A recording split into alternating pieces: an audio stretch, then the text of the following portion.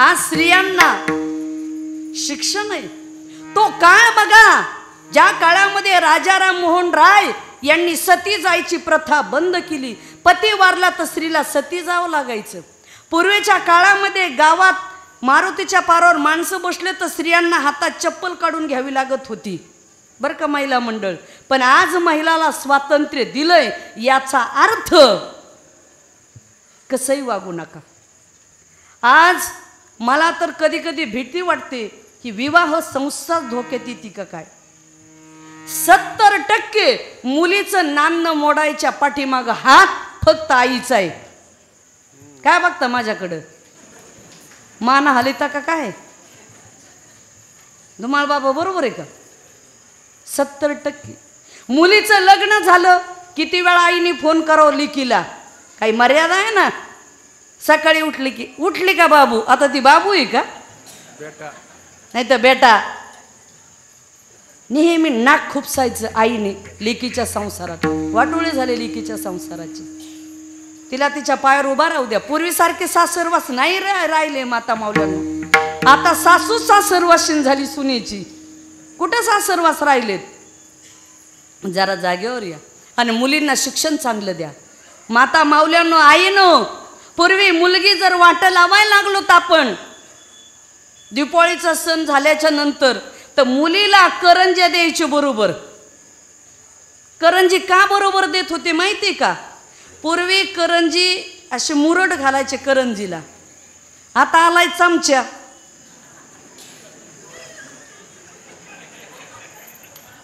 कुठल्या क्षेत्रात जा हे चमचे का काम होऊ देतात का माणसाचे.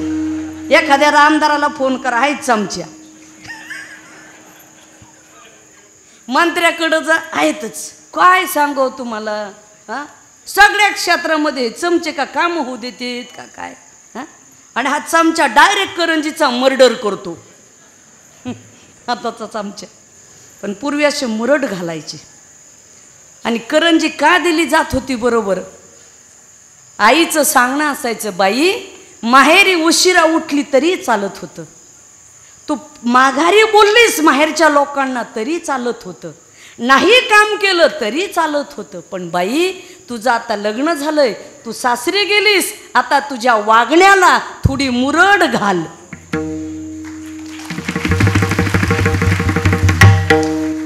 कळालं. स्त्री ही तिच्या मर्यादेने शोभते. स्त्री ही तिच्या उद्धटपणात शोभत नाही.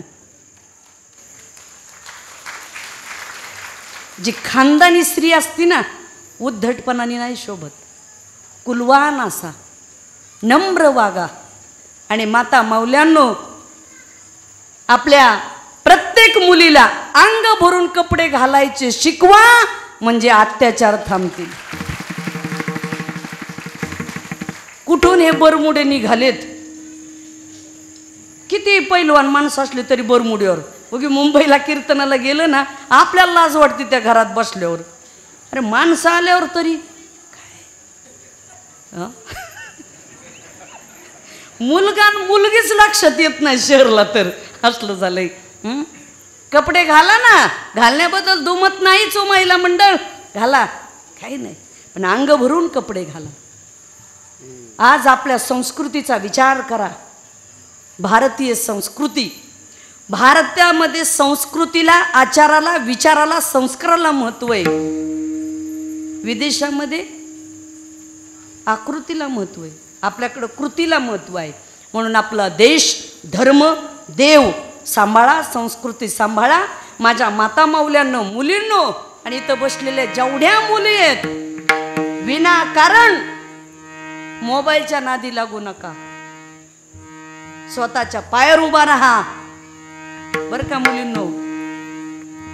हाडाची काढ रक्ताचं पाणी करून बाप मुलीला शिकवतो. आई शिकवते. मुलगी MBBS ला लावल्या जाती. बाई तुझ्या लग्नासाठी मुलगा पाहतो. मुलगी म्हणती पप्पा थांबा बाबा फायनल होऊ द्या.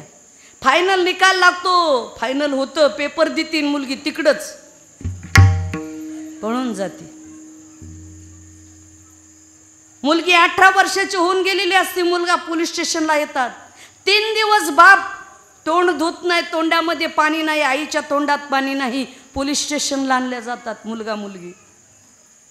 PSI साहेब विचारतात, का तुझे वडील आहेत ना हे? ती आपल्या जन्मदात्या बापाला म्हणत असते साहेबासमोर, नाही नाही साहेब मी नाही ओळखत यांना.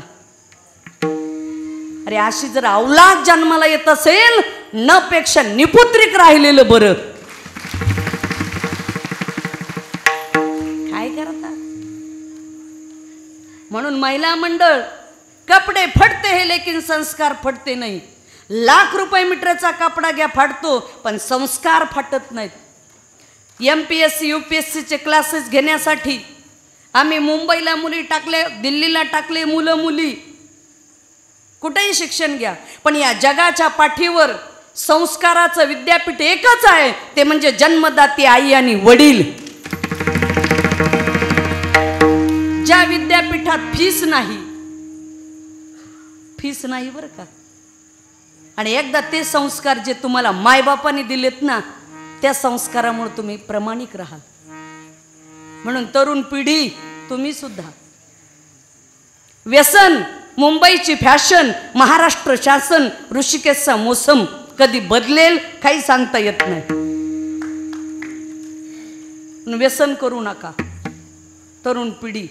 इथं कोणी दारू पित नसेल, आहे का नाही? धुमाळ बाबा काय सज्जन माणसं आहे तू, अजिबात दारूला शिवत नाही, आहे का नाही? काय हसतात काय काय सांग, अवघड आहे साहेब. मी या 2-3 वर्षात कमीत कमी 5-10 लोक गाडीत टाकलेत माझ्या. म्हणजे कुठेही ॲक्सिडेंट जर झाला तर आम्ही तसं हे करत नाही. ते उतरणार, जाणार, तो माणूस गाडीत टाकणार आणि जिथं हॉस्पिटल आहे तिथं नेऊन टाकणार आणि मगच पुढं जाणार.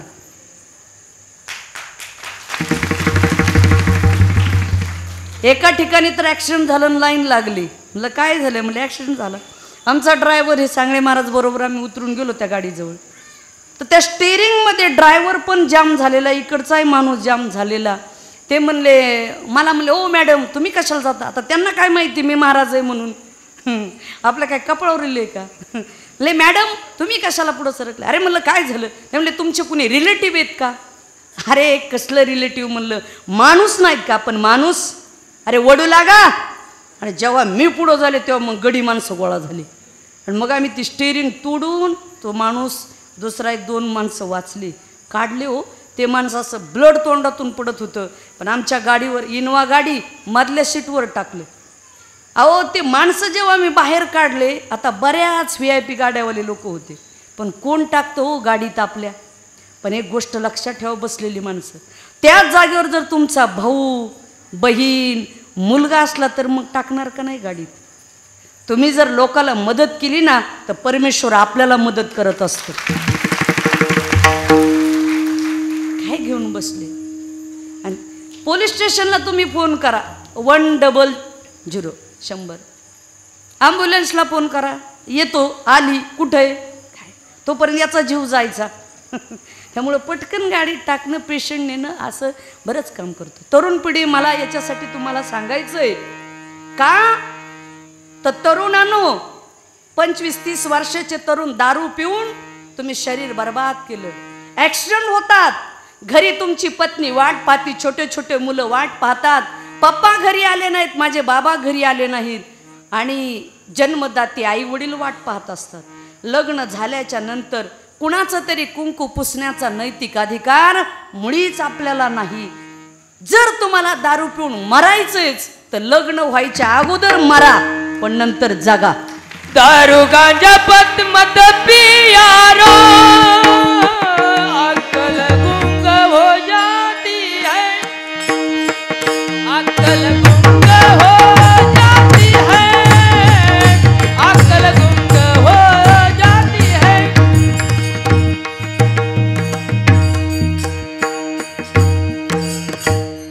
वा काय गोड म्हणले, पण बाबा वाजूनच नीट प्रॅक्टिस करा अजून महाराज. ते इथं फार अवघड असतं साहेब, इथं हे जुळलं पाहिजे सगळं हे. असो, आहे सुरुवात आहे त्यांची, ते तयार होतील अजून, पण ते तुमचं प्रमाण गेलं, जाऊ द्या, विकेट गेली.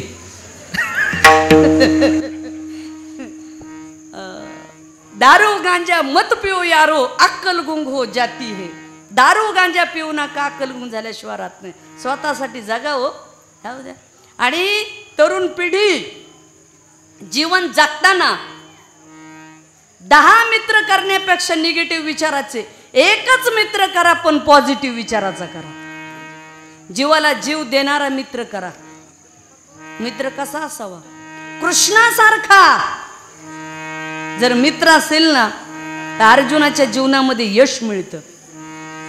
सल्लागार चांगला पाहिजे बरं का. दुर्योधनाच्या आयुष्यात सल्लागार होता शकुनी. 100 भाऊ होते पण बेला एक सुद्धा नाही राहिला. अख्खं महाभारत घडलं. पण अर्जुनाच्या आयुष्यात सल्लागार होता कृष्ण, म्हणून विजय झाला. ही गोष्ट लक्षात ठेवा. ह्या डोक्यात चुकीचे विचार टाकू नका आणि पोटात चुकीचं अन्न टाकू नका. दोन्ही खराब होणार नाही. त्याच्यासारखं जीवन दुसरं सक्सेसफुलच नाही. ज्याचं मन मनगट आणि मेंदू स्ट्रॉंग आहे त्याला काहीच कमी पडत नाही हो. पण तुमच्यात धमक पाहिजे. चांगलं खा, चांगलं प्या, चांगलं बोला, चांगले विचार डोक्यात ठेवा. नेहमी पॉझिटिव्ह एनर्जी देणाऱ्या लोकांच्या संगतीत राहा. चांगली पुस्तकं वाचा, मस्तक सुधरेल. आणि सुधरलेलं मस्तक कुठंही नतमस्तक होत नाही. हे जीवनात ठेवा. म्हणून आपल्याला सांगितलं, देव सांगितले, देवी सांगितली. धुमाळ महाराज 10 वाजत आले, हा वाटलं नाही. धुमाळ बाबा म्हणले चलू द्या, काय ओव्हर टाइम भेटेल का बघा. मग हसले. तस काही नाही, द्या न द्या माणसाला काय मागं न पुढं गोसा विरड काही नाही. तसं काही नाही असं. पण संस्थान सांभाळावं लागतं. तेव्हा हे जीवनामध्ये लक्षात ठेवा. आमच्याही संस्थानला 20 मुली शिकतायत सध्या. का त्यापैकीच ही एक मुलगी आहे. आम्ही साहेब थोडंसं असं सुरू केलंय की मुलींना संस्कार द्यायचे. त्यांनी शालेय शिक्षण घेतलं पाहिजे आणि आध्यात्मिक. आज प्रत्येक घरामध्ये मुलं सुशिक्षित झालेत.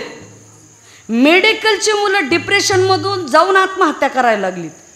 डिप्रेशनमधली माणसं काढायची असेल तर आध्यात्मिक विचारच त्यांना व्यवस्थित ठेवू शकतात. म्हणून पैशाने माणसाची परिस्थिती सुधारते, पैशाने माणसाची परिस्थिती सुधारते, पण मनस्थिती सुधारायला अध्यात्मच लागतं. म्हणून सप्ते येतं.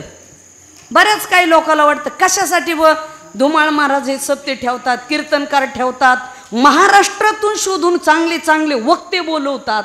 कशासाठी? अहो एखाद्या वक्त्याच्या एका वाक्याने तुमचं जीवन बदलून जाईल. ही पर्वणी आहे 10 दिवस, बरोबर आहे का महिला मंडळ?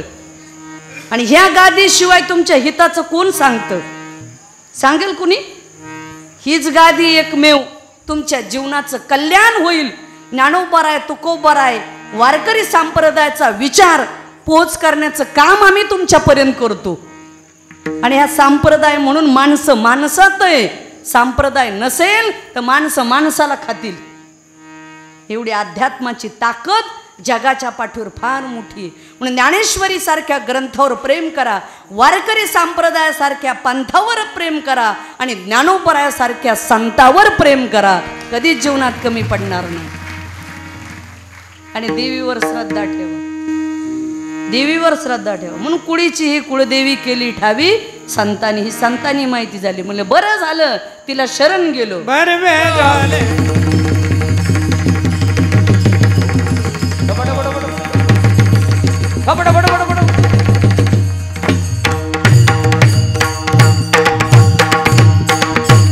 तुका म्हणे समागमे नाचू प्रेमे लागलो. शेवटी महाराज म्हणतात अशा सर्वांच्या समागमामध्ये आम्ही प्रेमाने नाचू लागलो. आता नाचणं फार महत्वाचं आहे. जो मोल देकर गंदी मदिरा प्राशन करता है वो भी उसके नशे में चूर होकर नाचता गाता है. और जिसने भगवत प्रेम देवे मदिरा का सेवन किया है वो भी उसके नशे में चूर होकर नाचता गाता है. म्हणून देवाच्या भजनामध्ये नाचा. तो आनंद काही वेगळा आहे. म्हणून बरवे झाले शरण गेलो उगविलो संकटी. साळवन मातेच्या चरणी माझी झालेली सेवा जगदंबेच्या चरणी समर्पित करत असताना बघा छत्रपती शिवाजी महाराज कायम म्हणायचे जगदंब जगदंब जगदंब, का तर शक्ती दे माते. तसं तुम्हाला सांगू का आईची शक्ती महान असते बरं, म्हणून आई वडिलाला विसरू नका पुरुष मंडळी. आणि ज्या पुरुषामध्ये जन्मदाते आई वडील सांभाळावा एवढा जर पुरुषार्थ नसेल तर अशा पुरुषाने स्वतःला पुरुषच म्हणून घेऊ नये, हे आपलं स्पष्ट मत आहे. जन्मदाते आईबापाला आपण सांभाळू शकत नसेल तर देश धर्म देव समाज गाव लोक याच्यासाठी आपण काय करणार आहोत. जयाचे आहिक धड नाही तयाचे परत्र पुससी काही. आणि माता माऊल्यांनो तुम्ही सुद्धा जरा सासू सासऱ्याची सेवा करा बरं का. तुम्ही जर आता त्यांची केली तर पुढे तुमची सून तुमची करील. मग तुम्ही ज्याने त्यांनी आपापला 7-12 चेक करा. आपण काय करतो मी कशाला बोलू. कोणाच्या 7-12वर किती कर्ज आहे का बोजा आहे का काय बसतो आपण योजनेमध्ये. ते ज्याने त्याने आपापलं ठरवा म्हणून चांगले हे करा, जीवन चांगलं जगा. जसं कर्म करू तसं फळ भेटतं. परमार्थ म्हणजे काय, दुसऱ्याचं वाईट होईल हे मनात सुद्धा आणू नका. आपलं कधीच वाईट होत नाही ही काळ्या दगडावरची पांढरी रेघ आहे. एवढं जीवनामध्ये ठरवा, स्वप्न मोठी ठेवा आणि चांगलं जगण्याचा प्रयत्न करा. सपने ओ नहीं जो नींद में आए, सपने ओ है जो पूरे किए बिना नींद न आए. माजी राष्ट्रपती APJ अब्दुल कलाम साहेब त्यांचंही वाक्य आहे. स्वप्न त्याला म्हणू नका की जे झोपेत पडतं, ते पूर्ण करेपर्यंत ज्याला झोप लागत नाही त्याला म्हणायचं स्वप्न. तसं धुमाळ बाबा इथला सप्ताह 1 नंबरच झाला हो, बोलायचं काम नाही. हा नवरात्र उत्सव म्हणून माता माऊल्यांनो या कार्यक्रमातून काहीतरी थोडंफार आपल्या घरी घेऊन जा. आणि आपल्या साळवन मातेच्या सर्व ट्रस्टी अध्यक्ष सर्व मंडळी आणि आपण सर्वजण या मातेचे भाविक भक्त असंच प्रत्येकाच्या आपल्या आयुष्यामध्ये साळवन मातेची या भगवतीची जगदंबेची शारदेची दुर्गेची कालीची शक्ती आपल्या आयुष्यामध्ये प्रदान हो आणि पुन्हा एकदा आपलं हिंदुत्व आणि आपला धर्म टिकून राहो हेच मा जगदंबेच्या चरणी प्रार्थना. माऊलीचं भजन करूया. ज्ञानेश्वर माऊली